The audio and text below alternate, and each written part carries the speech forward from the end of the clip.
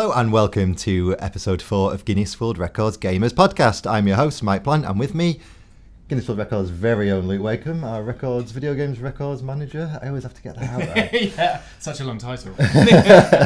And on my left, our freelance games writer, Jack Turner. Yeah, that's easier, isn't it? Yeah. How are you doing, guys? Not bad, you? Yeah, very good. So we've got a great show for you this week. So we'll be discussing the games we've been playing recently, imminently. Mm-hmm. For our news section, there's not that much news doing around. It is Christmas after all coming up. So we thought we'll branch out a little bit. We'll talk about the big games coming out in Q1 2019. So that'll be something to go through. And then we'll have our listener letter. And finally, oh yes, the boss fight quiz. Yeah. You ready for this, guys? Luke, I've got news for you. You're actually in it this week. It's not records based, so you can't cheat. All right. So, should we get started? Yeah. And I forgot we've got that on the record section too. You've always will be Fortnite led this week. Should we start with what I've been playing, or do you want to go first? Actually, let's go with you, Jack. We'll go left to right. Okay. You bought a PSVR. Yeah, I'm kind of late to the party. Yeah, so, I'm very jealous because I sold a PSVR back in the day. Yeah, 2 years ago, this would be really interesting news. Yeah. so you bought a PSVR launch day? Yeah. Day and date? I did, yeah. Absolute launch day. Loved it. Then had a kid. And then, unfortunately, my days of PSVR are behind me. Excuses, Mike. Excuses. So I remember myself and Andy came around and played on your PSVR, didn't we? And it was cool. But that was when there wasn't too much to play on it. So what did we play? We played VR Worlds. We did. What did I have? Battlezone. You had that. Yeah. What were the good ones? It was before Star Wars came out, which was the best one that I played before I sold it. What else came out? I had basically all the games that came out at launch day. But yeah, they were all kind of technical demos in a way. Whereas now, there's more fleshed out games that are coming out. So what have you got with yours? So I've got I've got VR Worlds, obviously, which is a good showcase. Yeah, for the it's system. fun to show your mum and dad and all that. The shark one's really exciting. Yeah. I still love that. Astrobot, which is a relatively new game. Yeah, came out last month or so. Super Hot VR, Cool. which is very cool. More on that in a second. And a puzzle game called Static. Yeah, Static. Which makes you look as though your hands are trapped in a box and you manipulate the controller to move the controls on the outside to try and unlock the box. It's quite effective because when you're in VR it looks like your hands are physically locked in the box, which is very weird. So I've mainly been playing those. I've not played the Star Wars thing yet. It's so good that the actual shooting in it of shooting the TIE fighters is kind of broken. It's kind of like you can tell they were like, let's do something with VR. Maybe Sony gave them a bit of money to a little greeter there, I don't know. But when you're actually in the middle of the shooting bit of the TIE fighters, it kind of runs out of steam a bit and it's all a bit janky. But the actual experience of being in Star Wars is so impressive, and the way the X-Wing, like the foils open and there's a button to press, and you can look down and see your little body in the cockpit. Can you look round and see R2 behind you? Yeah, you can look up and round. It's amazing, it really is. It's one of the VRs, you got to play it to kind of understand it, I guess, don't you? But so I guess the obvious question is, you paid what, about 200? It's kind of half the price of what it would have been back in the day. It was a Black Friday. How much were they when they launched? So like it's about 350 quid, I want to say. I did not pay 350 pounds.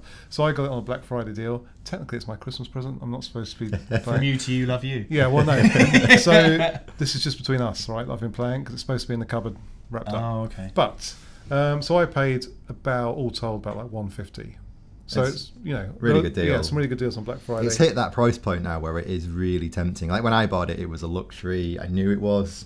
I was lucky enough to sell it for probably more than I bought it because there was that real big the shortage of PSVR suddenly, and now they've come back into the market. It feels like Sony's kind of flooded the market with them now, and like you say, Black Friday was a great day for getting hold of one. And I think now it is. Whereas Oculus and the Vive have kind of kept their price to an extent, and they are better, I think, in terms of VR, they are better machines. Yeah. But the PSVR is just good enough, and that's all you kind of need in a way. Especially for your first go at it. If you've if you haven't used the other systems, I think you're not going to be appalled by putting on the PSVR. It still has that wow factor. I mean, I tried yours back in the day, and I was worried I wouldn't be able to recapture that initial feeling, but it's still there. I mean, I'm still in the honeymoon period. I've had it a week. Yeah. In 2 weeks' time, it could be collecting dust. How are you finding? One of the things that led to me kind of not having it for as long as I thought, apart from having a child, is that the getting it out every time, because I couldn't leave it out because like my wife would have killed me. So actually getting that, there's a box to connect, you've got to connect that to your PlayStation, Yeah. there's wires coming out of the box, and I had the version 1 though, you've got version 2, so Yeah. maybe it's slightly better, I don't know. This reeks of first world problems, Mike. Well, yeah. Oh, no. It was just Imagine long Too enough. many wires. And to plug stuff in. Oh. It was the border of, like, just the time to set it up was just long enough that I thought, shall I set it up or shall I just play whatever I was playing at the time? If when you were a kid someone said you can live in Tron, but you've got to plug There's some something in, wires. you'd have gone, yeah, of course I'll plug it I'd in. be like, I'm not gonna I'll do spend that. 3 hours plugging something in to live in Tron. Now Mike's like, oh, what? Got to plug it in. Wires? Here's a question though: are you playing on a PS Pro? So I'm PS4 on Pro? a base You're on a PS4, base. yeah. And How's it handling it? it then? seems fine. Oh, okay. I think obviously none of the games are that demanding, really.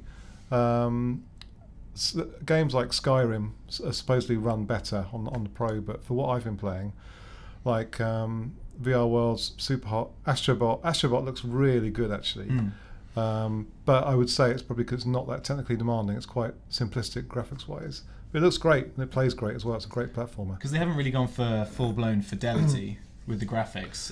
I'm seeing a lot of stuff that's like coming out now because they just seem to be doing a sort of bigger push for it now. I'm seeing a lot of adverts for PSVR, but it doesn't seem like cutting-edge graphics is kind of the thing. I think it's more. There's a compromise to be made, isn't there? Because the games all have to run at 60 FPS for starters, so that's going to have a hit on the graphics. And when you're looking at it in the headset, of course, it's not as nice as it would be looking at it on your telly because I think that the displays are 1080p and they're right up against your eyeballs, so you can see the pixels there. It's different to looking at it on the telly, but to live in that Tron world, Mike, I don't mind a bit of fuzziness. No, it's great. Is there a Tron game? The game that everyone's talking about is Beat Saber, so we need to get hold of a copy of that, I think. But Super Hot VR is probably my favourite game I've played so far. And actually, Astrobot is really good because one thing that I've realised about VR, just like the Wii was, is it's good for people who don't play games because one of the main problems when you hand someone a controller is them controlling the camera. And obviously, if you've got the headset on, you are the camera. So you can. There's a Bucks quote. Yeah, exactly. So it's quite easy for you to just move your head around quite naturally. And Astrobot really takes advantage of that because there's lots of nooks and crannies where you have to physically look under things, look over things to find your little robot buddies. And that's just a natural thing that people do. And you don't you don't control the camera with a stick, so it's quite straightforward to actually play. Yeah, I remember my mum. What is the one called though? You got the shark. I can't quite remember what the demo's called now. But that one where there's like a shark attack moment in it. Yeah. And my mum, all you have to do in that is look around the sea environment, Yeah. and there's no actual controls other than that. And yeah, she absolutely loved it. And she is someone who's she's never played a game in her life apart from Bejeweled or something like that on her phone. But yeah, no, it's like you say, it's the border to entry. It's a little bit like the Wii, I suppose. Yeah. The Wii suddenly introduces the way you could control tennis just by swinging your arm, and it does the same thing, but it puts you in a more complicated game actually, but gives you an easier route to play it, which I think is in the long run will be a great thing for gaming. I think now it's still probably a lot to ask for someone who doesn't really play games to go out and buy a PS4 or a PSVR and all the rest of it. It's big, but it's maybe a lot, one day. Yeah, I mean, even with the reduced rate on the PSVR, you've still got to buy the software and the PS4 and the Move controllers if you want the full. Yeah, and the Move controllers aren't cheap. Well, I was lucky; I had those lying around from the days of the Wonder Book and all that stuff. Do you remember that? So I've got like the dinosaur one somewhere at home. So yeah, what I've been playing this week is a bit late to the party, but I do appreciate that Sony have really persevered with VR. And there's new games coming out all the time on it, and it seems like they're in it for the long haul. It'll be interesting to see what happens with the PS5. If this headset will be backwards compatible, if they put out a new headset. Yeah, I think if they do bring out 4K enabled. Well, yeah, I mean, if they do go to that length and it shows that they really are into it, that'll be the absolute the bit that shows whether or not maybe they've just got a load of these things and they're trying to flog them all now. It's going to be interesting to see how it all goes, especially PSVR, because I think so many more people will have a PlayStation and have a PC good enough to run a Vive or a HTC. What's the other one called? The Oculus. Yeah. So it'd be interesting to see. Luke, you have been playing Spyro, you told me. I have Spyro the Reignited Trilogy. So this has been quite a nice sort of like palate cleanser after playing a bit of Darksiders and sort of struggling through that, switching over to something that's very easy and just sit back, just play as a small purple dragon, rescuing other dragons, picking up gems. It's been quite a relaxing time, actually. It's been quite fun. I mean, it's looks very similar to, say, the Crash Reignited trilogy. It's sort of big, bold. It looks lovely. So I think the developers, which are Games for Bob, have put a lot of effort into sort of reskinning this. Do you think it's, it holds up still gameplay wise? It's, as I say, it's very simplistic. I'm coming at this now from like years of like playing other types of games, and even back in the day, if you compared this type of game, which is like a collectathon, really, if you compare it to, say, the likes of Banjo-Kazooie or even DK64, which was the motherlode, I think, of all collectathons. This one again is quite simplistic. It's mainly just collecting gems, and then occasionally they'll throw an additional thing that you need to start picking up. But I guess the level design is quite interesting because a lot of it is based along sort of tiers and working your way up, and then potentially gliding to other sort of off the beaten track areas. So there's a lot of fun there. There are a couple of like flying levels where you have to kind of, if you want 100% that level, do all the objectives, and there's like 3 or 4 in the singular time limit that they give you. So there's still a little bit of challenge. I tried to play a little bit of all 3 of the games to sort of see how they all progressed. They kept the control scheme for all of them, and I think the game feel itself is actually very good. You do feel like a creature that's got 4 limbs along the ground. You don't feel kind of weirdly floaty or blocky or anything like that. So I guess a bit of a contrast to Crash Bandicoot, the Reignited trilogy, where you did feel a little bit floaty. You do in Spyro, you feel solid. And there are a couple of other sort of playable characters you play through. There's even one level in like I think it was Spyro 3, the 3rd game, where you're on a skateboard and you're in just a skate park, and it's like, right, you've got to collect all of these things in a time limit. And I was like, I'm playing Tony Hawk's, but it's actually a small purple dragon. Nothing says late 90s video game skateboard level. There's even like the guy who introduces it is a bit of a dude bro. It's like, oh bro, you're gonna get these things and stuff like that, and you're like, cool, yes I am. So yeah, it's it's a nice throwback. I have matured as a gamer, so I guess I expect a little bit of complexity. But if they were to throw in like an RPG system into this game, it would have just been like, you've missed the point almost. It's funny, those games were of that era, and it's interesting to see them redone in the current era.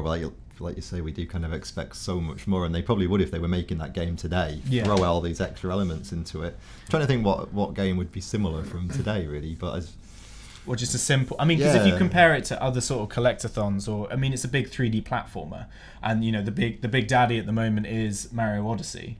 Mario Odyssey had so many little tiny nuanced things just within the levels, within each of the levels themselves, even like the capture mechanic or the fact that there are basically moons everywhere. This one is quite simple, where essentially it gives you one objective. It's like, oh, for this world you've got to find the totem. You find it, and then it says, cool, you can go home to the next room or next level, or you can do a couple of side objectives, and some of them are quite easy, like the skateboarding one I found quite easy. So there's not a massive amount of things to do, but that's the kind of nice thing about it, in a way, that you can just sort of sit back, relax, play a bit of something. You don't have to fully engage your brain. I mean, sometimes it's nice to, not every movie I want to watch is going to be The Godfather. Sometimes you want to watch The Lion King, and I think this is kind of that, going between something like Bloodborne and then this. It's the analogy I'm using. Although The Lion King's not easy to watch, It's heart-wrenching. Luke's there just laughing his way through it. I guess it must be, like you say, quite refreshing to have a game where you don't have a mini-map filled with dots and places to go and people to see, and just like, you've got literally one thing to do, go and do it, then do another thing. I mean, there's a little bit of stress in the form of there's one like gem. I'm on 98% for this world. Where is that other gem? And you're sort of like running around trying to find it. But it's big enough and it's colourful enough for you to sort of just go with it. Cool. Looks like it might be a good fun game for young children. Yeah, I think it's probably a good entry point still, isn't it? For like, you either go 2 ways with, like, if you introduce kids to your games, you either let them just go out there and play what you're playing. I suppose it's good to just let them play the games we used to play that let us enjoy games back in the day, I suppose. So yeah, I suppose it would be a good one for that. So we've had Crash Bandicoot, reboot, well, not rebooted, but remastered. We've had Spyro. Is 2019 the year of Gex? Well, medieval's we've got medieval coming up. I don't want medieval. I want Gex. Gex the Gecko. And I did see. I think Eurogamer was saying something along the lines of there could be a Crash Team Racing. Well, yeah, we'll get to that in the news. Oh, is that in the news? Yeah. This is all good stuff, but I want Gex. You want Gex? That was a good game. Or Zool. Remember Zool? Zool wasn't 3D though, it was 2D. What about Glover? Do you remember that from the N64? I do remember it, but I want Gex. I feel like no one's listening to me. Whenever getting Gex. I don't even know, was it Crystal Dynamics? Gex? I can't remember. Yeah. I'm going to start a petition online. Bring Gex back. Please don't. Oh, no, I'm sure he'll be fine. I'm sure he's there somewhere in his. He's the original undercover gecko. Yeah, no, he is. He might be behind you for all you know. He's just been camouflaged. Maybe I'm Gex. No, not really. So, in the absence of Andy, who has got he's walking the wastelands, I think, at the moment in Fallout 76, he couldn't be here today. He'll should be back in a maybe not the next show, but the show afterward, from what I can gather. But I took to the online worlds, but not for Fallout 76. Should be pleased. So now I was playing Red Dead Redemption Online. Okay. Which it's big. There's a lot to do. So you start off. I've not played GTA Online. I must fully everything on the table here. So I don't know if GTA has the same idea it's behind it. But you start off essentially with a story, and without spoiling it too much, but you start off in a prison. One thing leads to another. You end up not in the prison, and then the game just starts. And then you've got a series of story missions, but you can do those with up to 3 other people. So there's 4 of you chasing things, and it basically just introduces you to what you're supposed to be doing in the world, which is going on this kind of revenge mission, as it were. And then within that, you can then go to 32-player death matches and capture and hold type things, and there's just loads to do in the world. So it's a weird one, because I'm not super far into Red Dead Redemption 2, the main campaign. And this game, when you go into the online section, the whole map's suddenly there, and you kind of, that's where everything's going to be when I get to it. So if you've been playing, if you've not quite finished Red Dead Redemption 2 and you don't want like the map spoiled for you or whatever, then take a few days till you come into it. It's been, I don't know, a rocky ride for me personally, and because I keep getting shot by people constantly because I'm rubbish. You need to get good. And also people, so in Fallout 76, which for all we've been complaining about, it does have one thing nailed, and that's that people can't just come and grief you, as they call it, where people come and essentially murder you for just walking through in a village or a town. In Red Dead, there's no such grace, so Welcome to the Wild West. Yeah. And so last night I had a go at it. I went to Blackwater or whatever it's called, and this guy immediately just came up to me and shot me. And this is so there's the main mode is just called free roam, and you can just walk the map. There's loads of dots on a map, like you were saying. There's loads of quests, little side quests. This guy, you can see all the people on the map. They're just pink dots that you can see walking around in real time, running around in real time. But yeah, this guy just came up to me, immediately killed me, and then I'm like, well, do I kill him back? Which I did, but then you had to take revenge. Then you end up with losing your honor. So, right. And then apparently, if you keep doing that, that then changes the way the missions play out for you, because you start getting evil missions instead of good missions further down the road. Okay. Although the beta doesn't have all of those full missions, there's only a few single player story campaign missions you can do at the moment. But yeah, so you end up in this weird scenario where you end up in a grudge match with people quite quickly. Did you intend? Oh, you have to be the bigger man and walk away, but that obviously isn't me. So, yeah. But here's a question though, because I remember when you were first talking about the game first came out, and you were talking about your impressions there. You said you walked around and you accidentally shot a lot of NPCs. I know. Well, this is Could now. that have been the case? I've now mastered those controls on my left and my right. No, I mean, so there's it's annoying. I wish there was a way you could just kind of say, okay, I'm not up for getting shot. By everyone. One of the first up for this. My first experience of the game was if you press in the main game, you press the left D-pad just quickly, you go into a menu system, and that's where you can start selecting to go and play the deathmatch mode really quickly, unless you can either go on horseback to them, but because that can take a long time, you can just skip straight to it if you want to. And I was going through the menus, heard this horse come up to me, thought, that's weird, I can hear a horse. Went back to the menu, there's a guy on horseback with a shotgun. He just shot me. I was like, well, cheers, that's great. If I could remember his name, I'd name and shame him on the show. But yeah, I don't know really. I just kind of wish that wasn't a thing, because it annoys me. It sounds like they've got a system in place where if this guy keeps doing this, he'll be penalised for it in theory, right? Yeah, but he doesn't care. Well, look, just losing all your. You can eventually like parlay with them, and you enter like a grudge scenario with them. But I did all that, got to the point of doing the grudge thing, and then the game sort of didn't. It dumped me out in a way that was miles away. I think he basically left the server at that moment, so I'm not quite sure how that then. Two up. Yeah, maybe that's agree actually what it split 'em is. up. Yeah. What the good news is when someone does kill you, it's amazing how quickly you're back in the game. It's literally instant. Like in Fallout, if you got killed, it would take a good minute to reload the map or something. In Red Dead, it's like that. It's unbelievable how fast it's magic. I think maybe it is actually magic. Wow. Yeah, I think Dan Houser That's the 100-hour work week. Might be magic. So do you allegedly? If you get killed, do you lose any equipment, or what happens? No, you don't lose much from what I've experienced so far.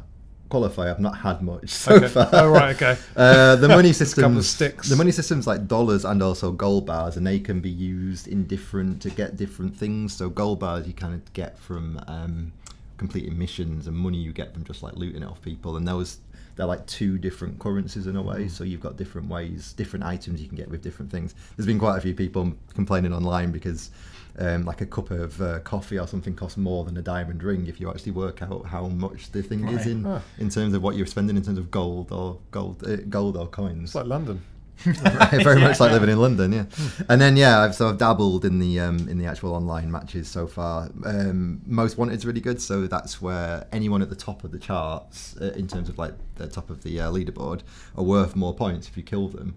So you can actually be quite tactical and wait till you're quite low on the leaderboard to make a kind of rousing comeback, which I obviously didn't manage to do. Is that your aim though? That's why you're staying down on the leaderboard. Yeah, that was my. In fairness, biding your time. In fairness, 7-5 kill death ratio, which I thought was pretty impressive. Swish. What's weird though is auto aim's on, so I didn't really have to do much aiming. I thought they would have disabled that on the online, but they don't, so that's interesting too.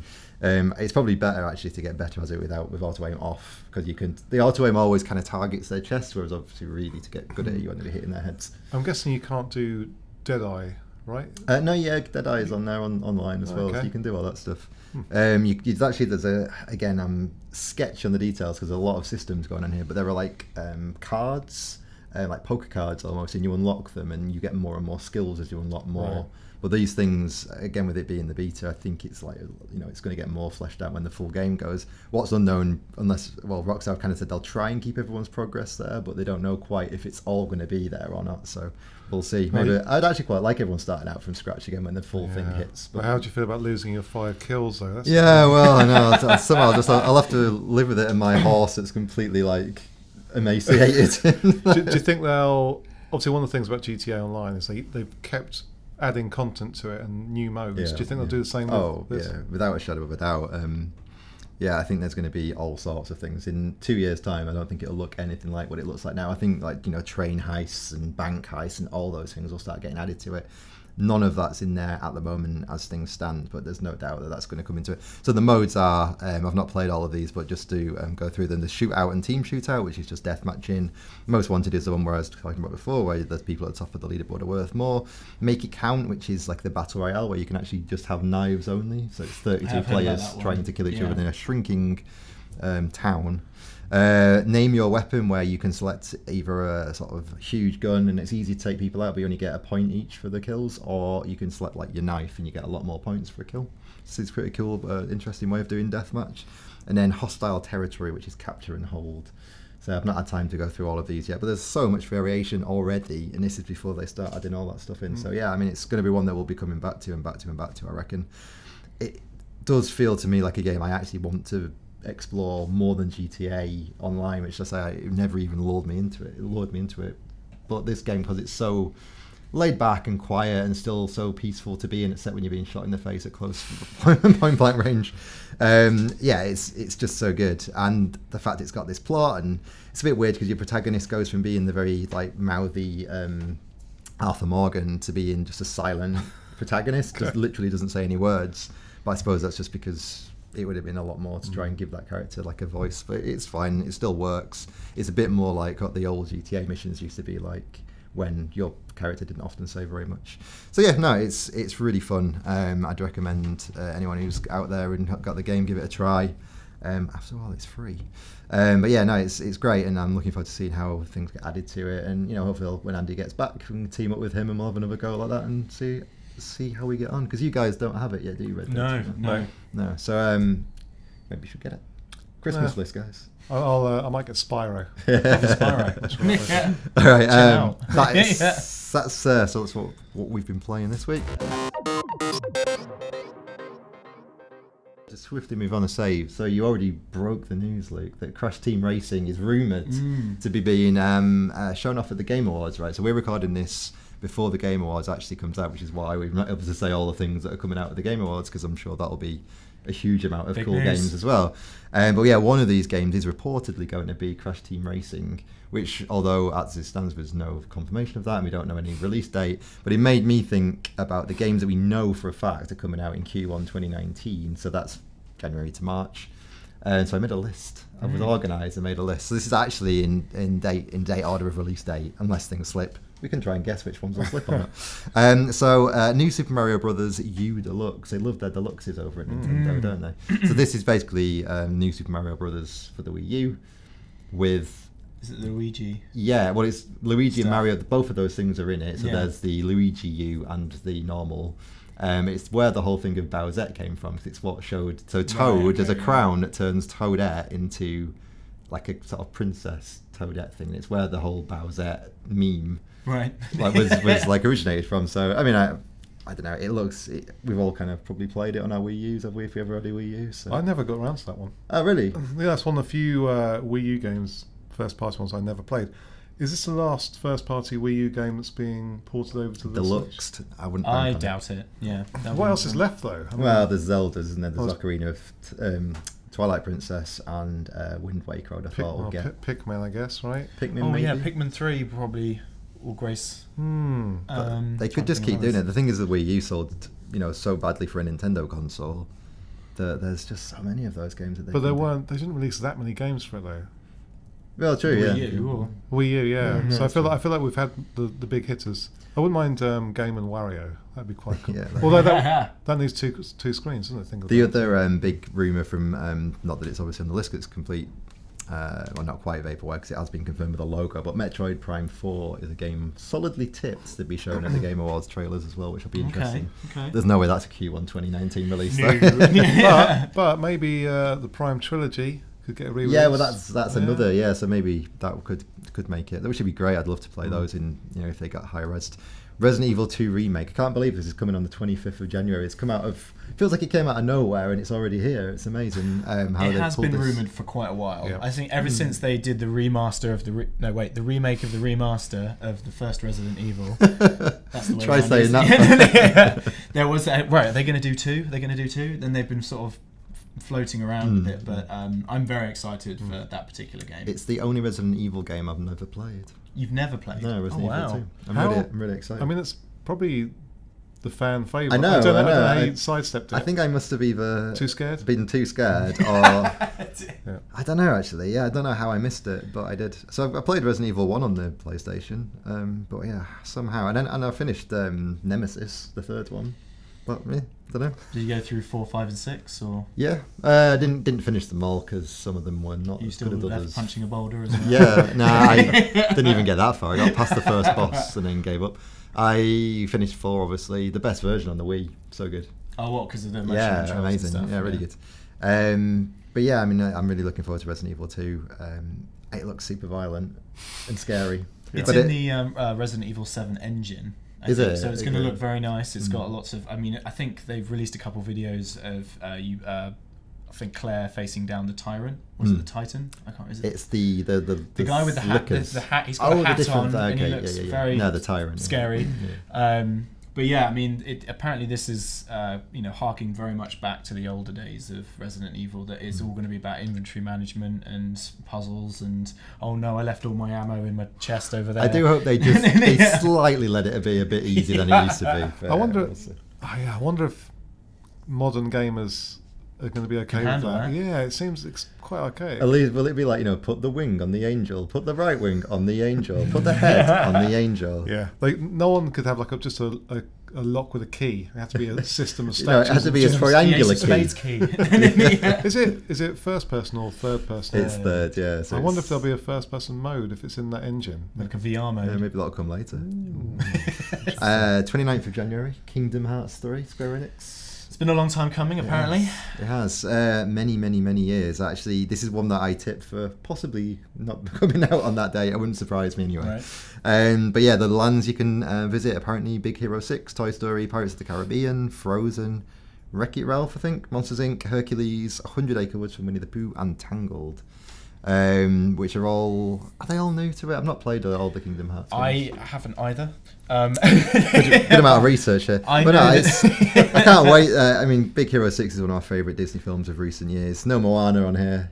Gutted about that. They're saving that for Kingdom Hearts 4. Yeah, it'll be the DLC maybe. I know, because it says this is the final part of the trilogy, so apparently there's not going to be a Kingdom Hearts. There have been 4. a lot of there's been so many like iterative versions of 1 and 2. Yeah, like there's 2.6 and Game Boy spin-offs as something well. Redux epilogue Yeah. versions. You're like, oh. Yeah, DS has been DS spin-offs, at least 2 or 3 of those as well. So, but yeah, I mean, again, looking forward to it. It looks amazing. The graphics now, it just looks like you were at the cinema. It's like it's what I kind of thought Kingdom Hearts 1 looked like. So I have played Kingdom Hearts 1, and like at the time, it looked like you thought, oh, it looks like the films, and now this game actually is the films. Like, actually, Toy Story uses the same Pixar engine that Pixar have. Apparently, they gave them the original assets and stuff. Kind of surprised by Big Hero 6.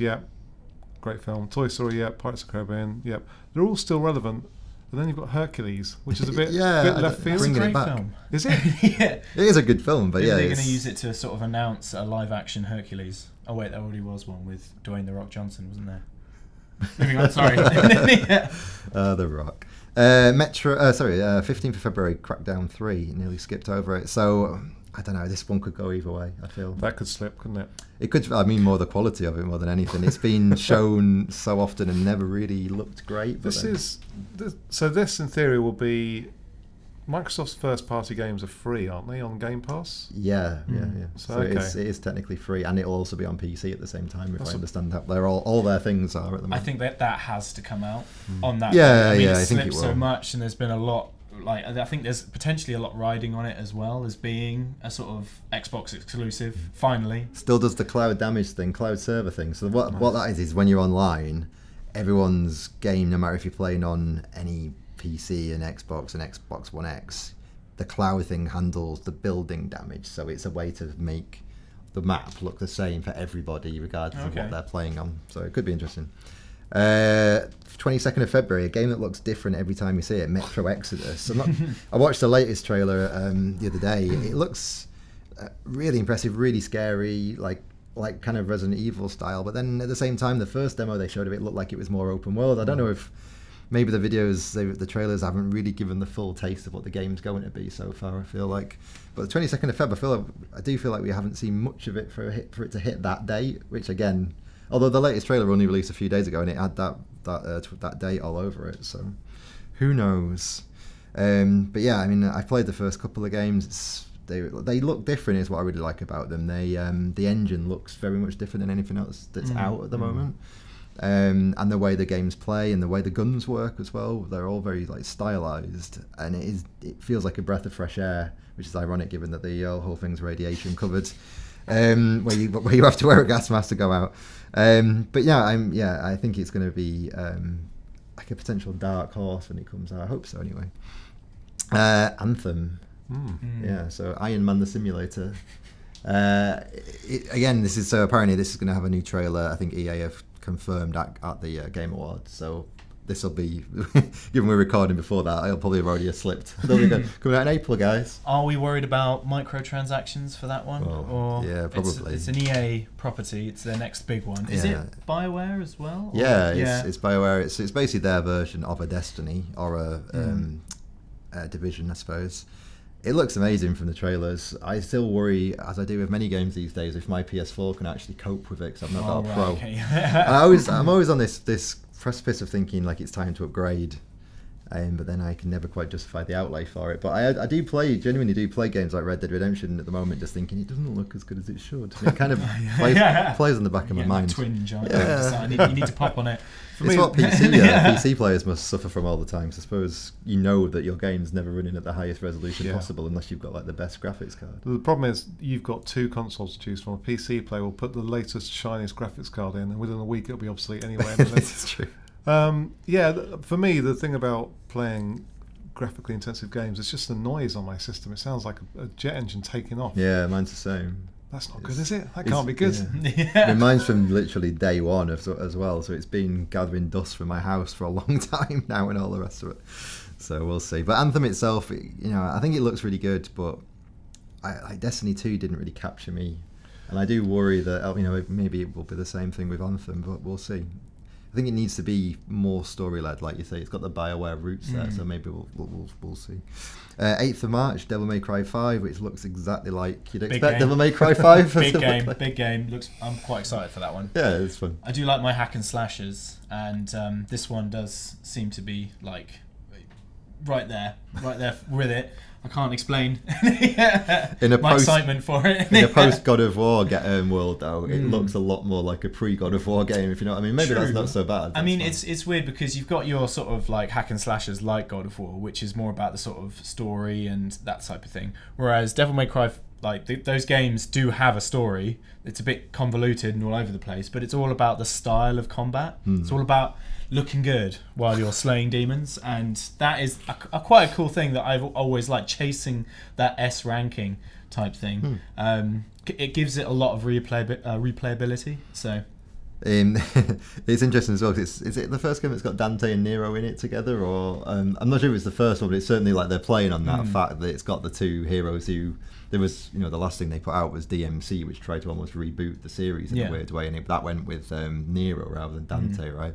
Whereas this one's gone back to the Dante roots, which is from the PS2. It was it was a launch title, not very far after the launch of the PS2, wasn't it? Devil May Cry. I remember looking at it thinking that no game had ever looked so good before. Well, it was an offshoot from Resident Evil. It was supposed to be another Resident Evil game, but then it got turned into the first Devil May Cry, and then it sort of became its own series after that. Gotta say, for Capcom, what a strong start to the year. They got that and Resident Evil 2. It's amazing. And then Ubisoft, 15th of March, The Division 2, which again I think could be a candidate for one that slips back, especially because it's coming quite close to Anthem. That's true. But yeah, I mean, Division 1, we really tried to get into it, and then we just couldn't. I don't know. Yeah, it seemed quite repetitive to me. That's my main memory of it. But what about bullet spongy enemies as well? Yeah, like that's true. This level 18 thug that's just wearing like a bandana. And that's it. It's taking so much damage. It works in Destiny because I suppose they're weird aliens that could have any amount of armor and weird weaponry and things like that. But yeah, where you're just shooting a man, it's a bit weird. It's strange how that kind of thing breaks the immersion a little bit, doesn't it? You're just like, I can fully appreciate that I'm playing a game, but something like the fact that this person has taken 4 clips of an assault rifle and hasn't gone down yet, it's kind of, it just weirdly breaks your immersion. Final 2 games. So 22nd, well, this actually, I'm talking Q1, so this is actually probably the final one, although we'll just mention the last one at the end too. But 22nd of March, Sekiro Shadows Die Twice. Watched the latest trailer of this the other day. It looks amazing. It looks like Bloodborne on fast forward even, and Bloodborne was fast enough. Yeah. You can zip around with a grappling hook. You're all over the place. You can like jump down onto unsuspecting people, stab them. But then when the big guys come out, there's like full on like sword fighting and everything. It looks amazing. Swords clash. There's big meaty sounds when it happens. Looks so good. Is there a stealth element to this game? So you can stealth around with your grappling hook and, like I said, jump down on them and stab them in one hit, kill them like that. So is this like a sort of 2018 or 2019 Tenchu? Well, absolutely, yeah. Which was a From Software game, wasn't it? I want Tenchu, I want Gex. It looks very much like Tenchu. It looks so good. I think mercifully it doesn't have a stamina meter. Because that was the thing that turned me off Dark Souls and Bloodborne, was the fact that I want to go in and it made everything slower, that's for sure. Yeah. You couldn't you can get around that by like not over encumbering yourself a bit, and you can kind of, and as you level up, it becomes less of a problem. So if you're not, you should go back to, especially Bloodborne, you can get around that, I think, a bit easier than you can with Dark Souls. But yeah, it just looks like those games, but just so quick and so accurate. I think it just looks more polished. And also, like, it's published by Activision, which I didn't realise until I was putting this list together, which is it's no problem with that. But it feels weird for these games not to be published by Sony or Bandai Namco Bandai, what sure. And then there's 26th of April outside of Q1, but just on the horizon is Days Gone with its freakers, not zombies. Apparently, alive people who you're just killing by the bucket load.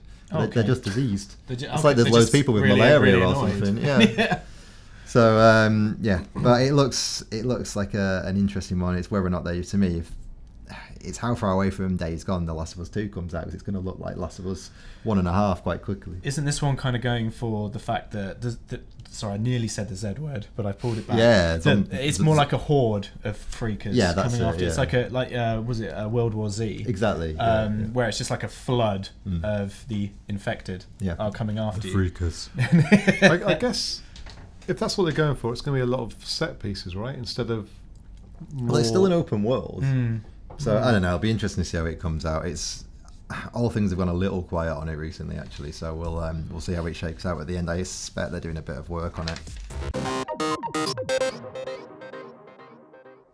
It's the letter section, guys. So moving swiftly on. So another little nugget of news that dropped around the Game Awards was that Sefton Hill, who is the lead at Rocksteady, who obviously make the Batman Arkham series, and he tweeted saying, sorry, I'm taking over our listener letter here. So with Sefton Hill tweeting that Rocksteady isn't working on a Superman game, what do you think the studio is actually working on?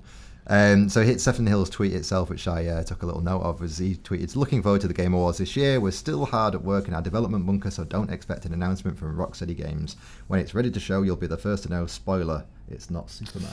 So, I mean, everyone did think it was Superman. He doesn't say it's not Justice League, of course, which was the other big rumour. And I suppose the other thing it might be is just another Batman game. It might be another Could be Batman a Wonder Arkham. Woman game. Oh, Wonder Woman. Could be Martian Manhunter.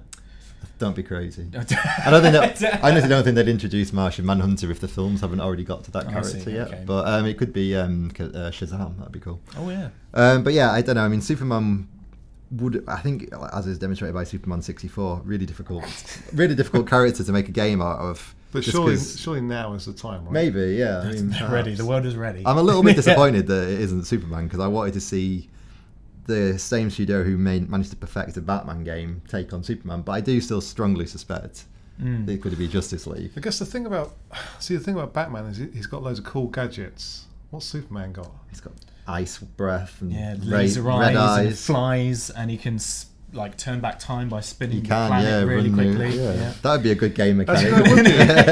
Yeah, take that back. Ocarina of Time, Majora's quite Mask cool. style.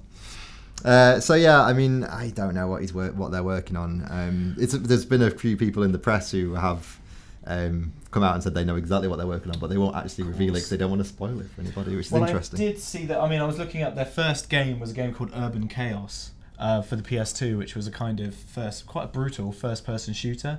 I wonder if they're going to go that route. Urban Chaos 2? You've heard it here first. I was thinking because, you've got Urban Chaos, first-person shooter, and then you've got the sort of Metroidvania of the Batman games. Maybe they're doing a Metroid. Could you choose? Maybe they're doing Metroid 4. What DC character, assuming that Warner Brothers are making them, are letting them do that with a DC character, which DC character would you pick? Cyborg, maybe? Harley Quinn. Harley Quinn. She's not a hero, she's a villain. I don't think they'll base it around a villain, but I do think that there's a good chance that they could do a Metroid game first person. That'd be really cool if they shook it up like that. Batman could make a great first person game even. Yeah, true. I mean, Batman VR. I don't think it could. I think if you're playing Batman, you want to see Batman, don't you? Well, that's true, yeah. Although you'd have Batvision. So you could look at yourself. You look in a mirror sometimes. The Batcam just floats around behind you as a little drone. I just want to have a little look at the back of my head. Oh yeah, it's going to be so interesting when they do finally. I mean, the hype could not be any bigger for this, whatever they're working on. It's like, I don't know how they're ever going to be able to live up to it, really. Which is how, in the end, I think Arkham Knight kind of fell down slightly. Well, at least they've come out and said we're not announcing anything, so that's good.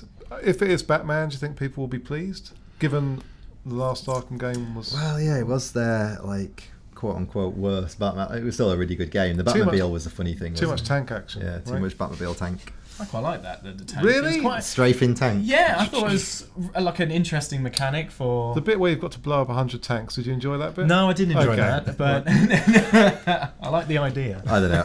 If they do another Batman game, it needs to break away from that mould, I think, which maybe changing the perspective on it would be the way to do that. But we'll see. It's going to be interesting. Right, it's time for the On The Record section. Yes, we're almost on time as well. So this week we decided to have a look at some of the Fortnite records that actually we've been researching for use in the new book coming out. Let's not go into the book, but the records themselves, some really fun things.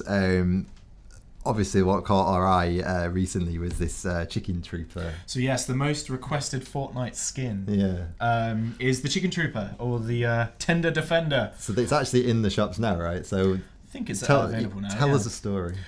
So created by the son of Reddit user tfaust10, the foul conception wields an egg whisk axe, cracking egg back bling, and flies into battle on a loco glider. The concept was posted on Reddit on the 12th of September 2018 and earned around about 44,700 upvotes as of the 31st of October 2018.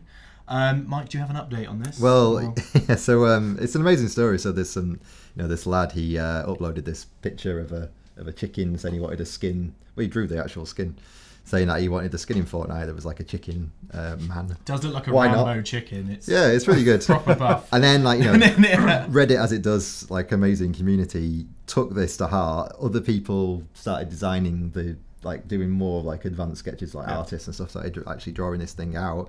And then in the end, Epic have gone the next level and actually put it like they've created including the back bling and all the other bits you can get with Fortnite skins. Created it, put it on the shop now, and anyone can get it. So this kid has basically created a Fortnite character. Tell you what, he's going to win show and tell at his school. Imagine that. I know. I don't quite. Yeah, imagine he must be strutting around like a chicken. The cock of the walk. The cock of the walk. But yeah, it's an amazing story from the Reddit community, and then Epic itself being like self-aware enough to go, okay, this is brilliant, and it's just a good news story, I think. So yeah, as of just a few days ago, well, the 23rd of November, it was added onto the Fortnite store just in time for Season 7 to hit in a few days' time as well, which hopefully we'll have a look at too in a few days to come. But yeah, so speaking of seasons, holiday themes. Yeah, the first holiday themed Fortnite skin is the Skull Trooper, a Halloween themed costume released in October 2017. It gave Fortnite players their first opportunity to celebrate a real world holiday within the Battle Royale mode. The Skull Trooper disappeared soon after, making it one of the most coveted skins in the game, but returned in 2018 with an exclusive purple glow. For those who nabbed it the first time around. So there you go. So it wasn't a Santa skin, which you can probably get these days, can't you? With Christmas coming out, like a Santa costume. I think there's lots of themed stuff. But yeah, around now. That one's cool just because a lot of people I think that Fortnite came out this year, but it came out like 2017, because it's in people's nominees for the game of this year. But like you're like, well, surely it's can't. That'd be like otherwise it would be Tetris every year that won or something, wouldn't it? It depends on whether you count a season or something as a new game. At least they are creating content for it on a regular basis. That is true. Still active. Yeah. Still active. And then so our last one we've sort of cherry picked is the highest earning esports player in Fortnite. Highest earning Fortnite Battle Royale esports player as of the 31st of October 2018. The player is... And in fact, as of today, because I double-checked as of today, he hasn't earned any more money. So this is based on prize money won on esports tournaments with the USA's Tfue, a.k.a. Turner Tenney. Yeah. According to esports earnings, he had claimed $465,425 in Fortnite esports events, with his biggest win being the $255,000 he scooped up during the 2018 Fortnite Fall Skirmish Series Week 6 Grand Finals at TwitchCon. Can you imagine playing a game and winning $255,000? I know I can't. I can imagine. Well, I can imagine, yeah. Like when I was a kid, there was no such it's an amazing thing that the games industry has come this far. That there's that much money, and that's not even like one of the biggies. There was like I think there's been bigger ones for other games, obviously like Dota 2 and stuff.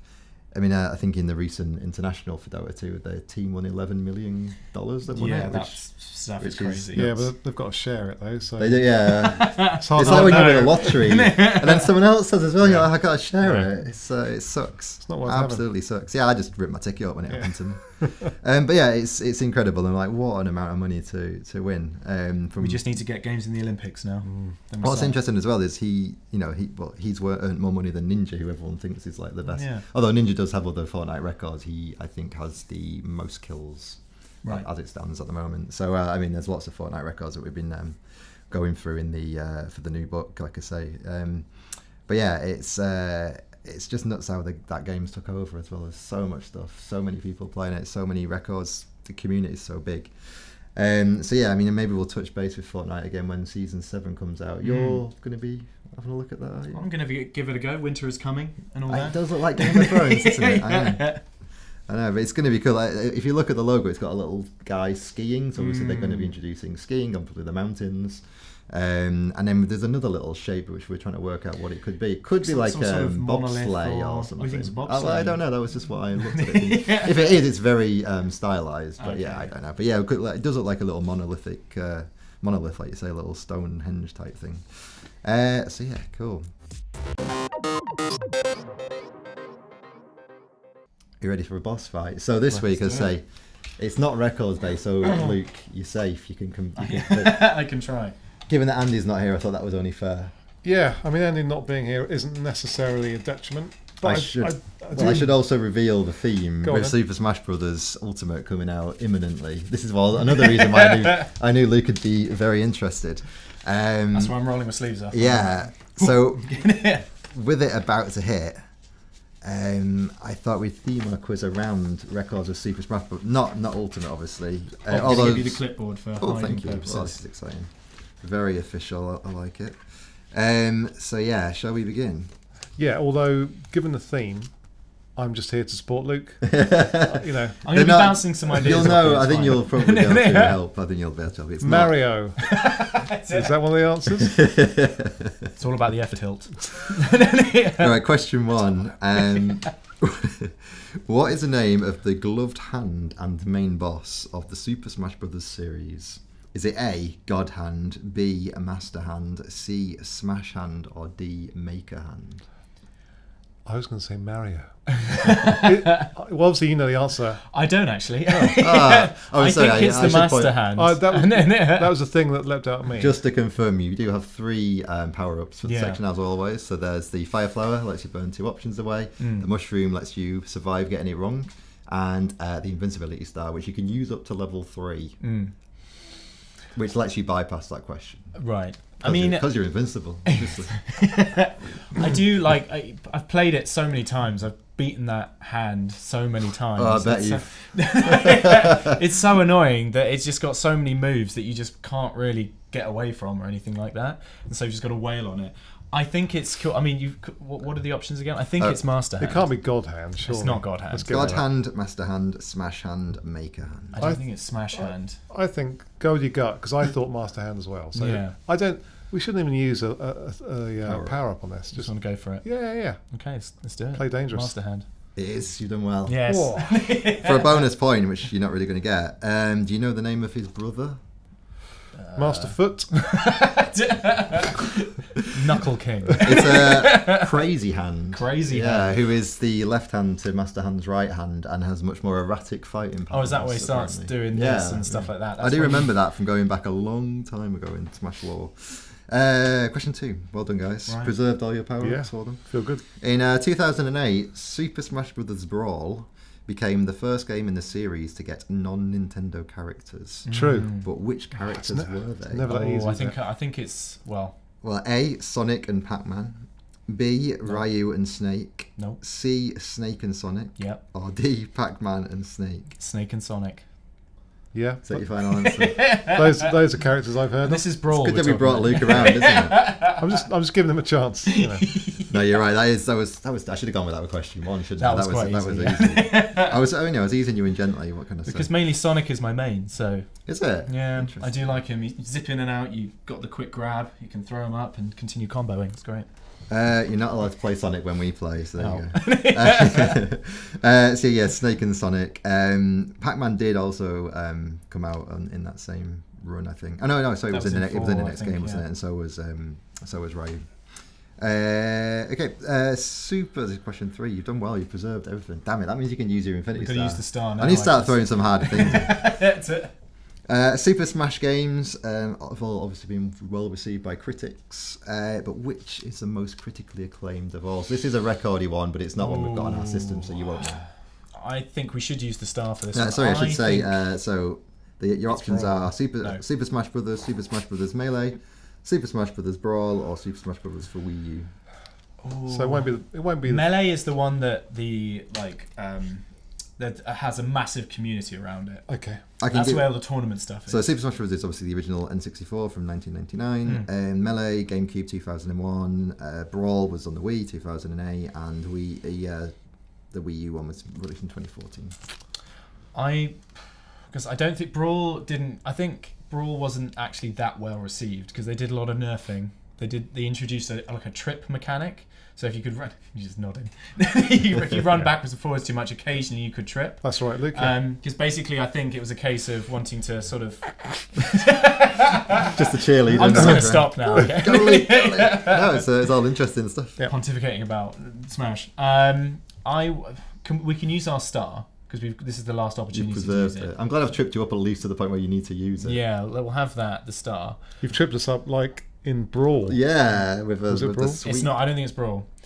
I might go so far as to say Melee. It's either Melee or 4, I think. I kind of want to say Melee.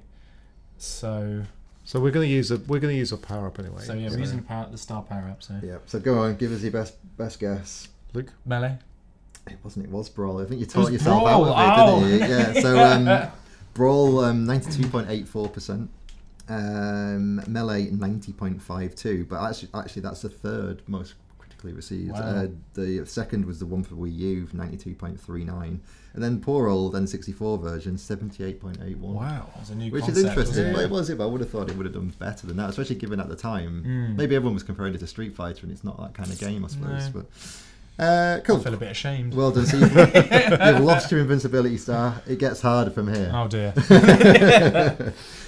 So, according to statistics on Event Hubs, which Super Smash Bros. For Wii U character is the most picked? So this is, you have to be registered on Event Hubs for this to count. So it's people who are care enough about the game, i.e. are good at the game. So this isn't about tiers. This isn't like the highest tier character. Because I think Bayonetta is the highest tier character. Well, anyway, I can give the options. Oh yeah, sorry. So is it? I keep jumping the gun. Is it A, Captain Falcon, B, Bayonetta, C, Cloud, or D, Mario? You could have your chance in the sun. Hello. Mario isn't very high tier. Oh really? No. So I mean, who's the character? Because I don't play this game at all. So Luke, Bayonetta has a massive amount of reach, and she's got great recovery as well. That she basically sprouts wings and can fly back. Because you know about Smash, that it's all about getting them out of the arena. You're not knocking people out. It's like sumo wrestling, right? Yeah. Almost identical in every way. So she'd be quite popular, right? In terms of the character people would gravitate towards. Yeah. Yeah. Okay. All the pros have kind of worked out which are the best, and like Luke says, they're like tiered. So like there's actually a guy trying to move Link up tiers by working out how to use different movesets for him, and if you can kind of say, okay, this character can do this amount of stuff, they can get like promoted up tiers by the community. Wow. It's very, very it's involved. What were the options again? Because Cloud is also pretty high up. So you've got Captain Falcon, Bayonetta, Cloud, or Mario. People do like a Falcon Punch. And to remind you, you've got your Mushroom and your Firefly. We're definitely going to use at least one of them. Should we? Which one do you want to use? I'll give you the option for. So we can take away 2, or what was it? Survive getting it wrong once. which if you combine them, wait. Well, let's survive getting it wrong once and go with Bayonetta. Okay. Right? Yeah. It's incorrect. It's incorrect. Oh dear. Flip. So it's not. Okay. So we've got another option. We've got another try. Is this the penultimate question? This is question 4, yeah. Okay, yeah. So should we just use our other... You want to go for the... So between 3, so it literally gives us the right answer. At least we You know you're 2-1 down. At least we get to round 5. You want to just get to round 5? Yeah. Okay. I want to find out what the fifth I'd question want is. to... I've not written one. I wasn't assuming we'd get this one. So much faith. Yeah, let's go. Oh, You want to use the 5 yeah, now? if you're happy to do that. Yeah, I'm happy to do Okay. that. Yeah. Mike, what's the answer? Yes, essentially, yeah. All right, the answer was cloud. It's cloud, I knew You it. could have preserved. Yeah. You could have preserved your 5 flower. You didn't. Well, Yeah, But we're now going in. we get We're to hear going in. question It's all or 5. nothing. Question 5. Yeah. Well done, you've made it this far by basically getting 2 easy ones right and then just making rubbish. I really hope the answer's Mario. It isn't Mario. Which character was the first DLC only character? The first DLC only character added to Smash Bros. For Wii U. This character was added on the 28th of April 2015. So, is it A, Bayonetta, B, Mewtwo, C, Cloud Strife, or D, Ryu? Okay. I think it's Ryu. The fact you said Ryu, and that's one of the names he's mentioned. Yeah, because I think it also included the stage as Okay. well. You got to play in the classic Street Fighter stage. Japan. That one. Yeah, Japan. yeah. Yeah. Okay, so maybe... yeah. Because what were the other options? It was Bayonetta. I think Bayonetta was added. Bayonetta, well, here's a clue. All of these characters are added as DLC. Oh, okay. Which was the first, Mike? So Nearly. A JP. Bayonetta, B Mewtwo, C Cloud Strife, D Ryu. Ryu, as I used to call him, was a stupid kid. I think I'm Team Ryu. Yeah, yeah. 'Cause, I mean, Mewtwo has thrown me off a little bit because I know that Mewtwo was in the other games. I didn't realise he was then because I mean you'd have him in the other games and then you'd say like, oh, it's DLC. You can now get Mewtwo if he was your main. Yeah. But I don't think he's very high tier. So I think go with your instinct. I mean, you said Ryu before we'd even read the answers out. I just thought. Yeah. I feel good about it. He's always been saying the questions before I've said them anyways. So. Let's go. Well, I have been getting them wrong though. Past 2 I got kind of wrong. This one I feel good about. Though. You feel good about it? Yeah, Ryu? yeah, definitely. Yeah. Okay. Let your final answer. Final answer, Ryu. It's wrong. It's wrong. Oh, no. The What is it? correct answer was Mewtwo. It was Mewtwo. I Yeah. knew it. That's how. So Mewtwo was added on the 28th of April. I got all over excited. Was actually released early for Club Nintendo characters when that was a thing on the 15th of April.